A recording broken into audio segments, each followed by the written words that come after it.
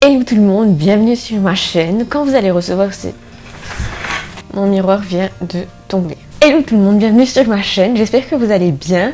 Quand vous allez voir cette vidéo, je crois qu'elle sera un peu en retard, je suis désolée. Il y a beaucoup de choses qui bougent en ce moment et vous n'allez pas tarder à savoir ce qui va se passer. Avant de commencer, laissez-moi vous remercier vraiment du fond du cœur. Vous êtes de plus en plus nombreux à me suivre et franchement, j'ai des résultats inespérés.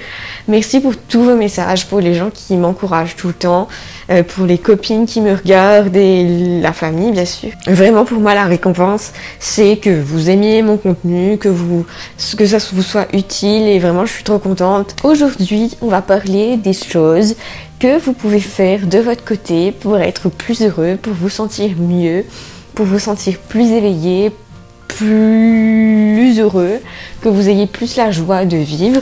Je trouve que c'est quelque chose qui est souvent négligé parce qu'on se met souvent dans un mode un petit peu robot, un petit peu zombie, comme j'en parlais l'autre fois. Maintenant qu'il fait beau, j'entends souvent les gens dire ah j'en peux plus, j'ai un coup de blues, je me sens mal, donc des choses comme ça qui me rappellent que finalement des fois on se met tellement dans ce mode automatique qu'on a du mal à se sentir éveillé et vivant. Les causes principales, bien sûr, c'est cette fameuse routine qu'on entretient soigneusement. Si vous travaillez ou si vous allez en cours, vous savez que on a créé un système pour se rendre la vie plus facile. En fait, ça nous demande tout simplement trop d'énergie pour mettre en place un truc différent. Deuxième cause, c'est un peu le manque de challenge dans notre vie.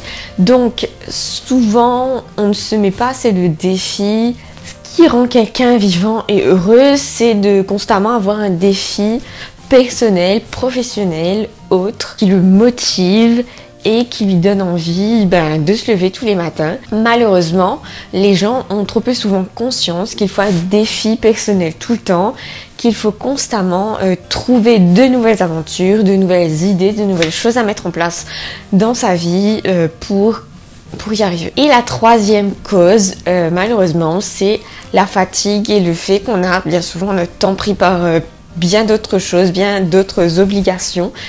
Et bien sûr, comme on a des impératifs, on a tous une vie plus ou moins remplie. Comme conséquence, on a bien sûr la morosité qui s'installe, que ce soit dans notre vie ou intérieurement, dans la façon dont on se sent. Cette absence de changement, en fait, va induire en nous un état de zombitude, de roboitude, ce que vous voulez, qui fait que même quand il y aura des conditions optimales, on aura du mal à immerger, un peu comme si on était plongé dans un sommeil quasi tout le temps. Donc on a un petit peu du mal à s'émerveiller, à retrouver goût à la vie. On reste dans un état émotionnel, on va dire, plus ou moins plat.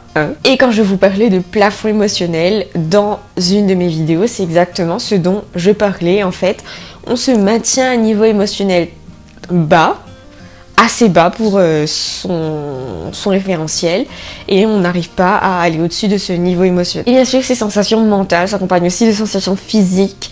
Donc quand je vous parlais de gens qui se sentaient tout mous, c'est exactement ce à quoi je faisais référence, c'est-à-dire quand dans votre tête vous n'êtes pas bien, vous n'êtes pas réveillé, bien sûr votre corps va suivre et vous avez constamment une sensation de fatigue, de mou, de pas envie de faire quoi que ce soit. Et aujourd'hui, bien sûr, comme d'hab, je vous donne quelques petites idées qui peuvent vous aider à donner un autre sens à votre vie, qui peuvent vous aider à vous réveiller, à vous sortir de cette boucle infernale et à vous sentir vivant, parce que vraiment il fait beau, il fait chaud, on n'a pas envie de rester comme ça, on a l'impression de passer à côté de sa vie, donc voilà. La première chose que je trouve la plus importante, c'est de se redécouvrir, et ça on le fait pas assez souvent. Bien sûr, on s'identifie tous les jours aux choses qu'on fait. On se réveille un jour et on découvre qu'on n'a pas assez fait les choses qu'on aime, ou qu'on a passé trop de temps à faire des choses justement qui n'ont pas eu d'impact sur notre vie. Pour moi, ce qui est le plus important, c'est d'apprendre à se redécouvrir de se redécouvrir et de se redéfinir à travers des activités et d'autres types de choses qui vont vous aider à vous reconstruire, donc à vous redéfinir qui vous êtes. Souvent, on se prend un petit peu pour acquis par le fait qu'on se dit on sait déjà tout ce qu'on a à savoir sur nous-mêmes et on a du mal à tenter d'autres choses. Moi, ce que je vous conseille, c'est vraiment de tester d'autres activités, de tester d'autres styles vestimentaires en fait, pour vraiment casser un petit peu les barrières autour de votre personnalité, vous reconstruire de nouveau, mais avec vraiment des choses que vous aimez. On n'est pas genre un être fixe du début à la fin de notre vie, on est constamment en train de changer, on a le droit quoi. Et donc vraiment faites des activités qui sont un peu différentes de la personne que vous êtes. Testez de nouvelles choses pour reconstruire les limites autour de votre personnalité, on va dire ça comme ça. Pour que vous preniez plaisir à vous redécouvrir, à redécouvrir une autre personne, à mieux vous connaître éventuellement. Le deuxième conseil pour moi, c'est de réduire les automatismes. Donc bien sûr, comme je vous parlais de routine, la routine c'est vraiment un comportement que notre cerveau met en place pour en fait diminuer la quantité d'énergie qu'on consomme à initier une tâche. Donc quand on se met en automatique, notre corps consomme moins d'énergie et notre cerveau aussi. Et pour vraiment détruire ces automatismes, c'est vraiment de changer à chaque fois d'activité. C'est de faire quelque chose de non conventionnel et même quelque chose où vous prenez un petit peu de risque. Juste faire un petit truc un peu foufou, un peu inhabituel, va vous un peu bousculer vos automatismes et va vous faire vous remettre en question par rapport à vos autres activités. Essayez d'induire un petit pic d'adrénaline pour vous, pour que ça change. La troisième chose que je trouve intéressante, c'est de modifier notre relation par rapport aux gens. Et ça, en se sortant d'une routine, plutôt une routine sociale. Moi, je trouve qu'il y a un truc donc, que les gens font, par exemple les sportifs. En fait, ils mettent très très souvent des images, des photos d'eux. Après une séance de sport, etc. Et en fait, en faisant ça, donc il y a plein de gens qui ne savent pas que c'est pas que pour montrer aux gens, mais c'est aussi pour eux parce que, en fait, en faisant ça, ça les engage envers le public qui les suivent ou les amis ou les gens qui suivent ces sportifs. Et du coup, eux, en fait, ils se sentent obligés et ils se sentent engagés.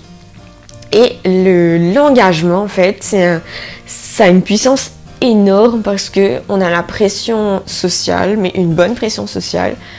Parce que finalement, on l'utilise pour se motiver nous-mêmes. Donc, ce que je veux vous dire, en fait, c'est que si vous avez envie de redevenir une autre personne, de redéfinir un peu qui vous êtes, si vous avez quelque chose, un projet que vous aimeriez réaliser, ou voilà, ça peut être le sport, ça peut être, je sais pas, la cuisine, vraiment des choses différentes, mettez de temps en temps une photo, régulièrement une photo sur votre Facebook, sur votre Instagram, pour montrer aux gens que voilà, vous êtes intéressé à ça et vous allez vous engager là-dedans. Non seulement ça va être bien pour votre image, mais ça va aussi être bien pour vous parce que vous aurez fait le truc de A à Z juste pour montrer aux gens que vous alliez le faire. La quatrième chose, c'est vraiment d'être un peu plus égoïste. Soyez un peu plus égoïste parce que vraiment, je pense que la plupart du temps, on est généreux envers les gens, on fait plus attention des fois aux gens qu'à nous-mêmes et souvent on se laisse un petit peu mourir au fond pour faire plaisir aux gens. Ce que je vous propose aujourd'hui, c'est d'être plus égoïste et de penser qu'à vous-même. C'est pas la peine d'être méchant avec les gens, c'est quand je dis vous pensez qu'à vous-même, c'est simplement penser à vos besoins avant tout et faites tout ce que vous devez pour remplir ces besoins, pour remédier à ce qui vous manque en fait. Et soyez égoïste mais consciemment, soyez conscient que vous êtes en train de faire ça uniquement pour vous et pas pour les autres. Et le simple fait de prendre conscience que vous êtes égoïste parce que vous avez envie de faire quelque chose pour vous, je trouve que c'est une action qui naturellement booste votre morale parce que c'est quelque chose qu'on ne fait pas souvent. Et le dernier truc en quoi je crois vraiment, c'est le fait de détoxifier sa vie, donc d'enlever que ce soit les gens ou vraiment les choses qui vous pourrissent la vie. Je trouve que le fait de jeter des choses négatives, ça fait vraiment du bien quoi. Vous n'avez qu'à voir après que vous ayez juste fait un tri dans, je sais pas, vos placards avec vos vêtements. Est-ce que vous ne vous sentez pas beaucoup mieux? C'est la même chose dans sa vie, en fait il faut induire un petit peu ce changement, donc il faut faire un petit effort au début, mais les récompenses, elles sont pas forcément visibles, mais elles sont là, elles sont dans votre tête. Et elles sont vraiment au niveau du changement de point de vue. Donc ça, c'est inestimable. Donc vous voyez bien que toutes ces petites choses vont changer un petit peu votre routine, vont vous donner de nouveaux projets, de nouveaux défis. Donc vraiment vont vous aider à vous sentir éveillé, émerveillé et heureux. Donc voilà, c'était ma petite vidéo pour aujourd'hui. J'espère qu'elle vous aura plu. Si elle vous a plu, n'oubliez pas de mettre un j'aime comme d'habitude et de vous abonner.